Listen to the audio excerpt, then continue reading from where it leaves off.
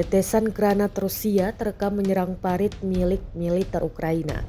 Tampak rentetan granat diluncurkan drone serang Rusia dan menargetkan tentara Ukraina di dalam dan sekitar paritnya. Rekamannya beredar di Telegram pada Sabtu 7 September 2024. Senjata tetes granat ini diklaim kerap sukses melawan tentara Ukraina. Dalam keterangan unggahan disebutkan, pasukan kelompok utara Rusia menghabisi 3 tentara Ukraina dalam operasi ini. Tampak tentara Ukraina ketar-ketir menyaksikan ledakan demi ledakan akibat gempuran granat.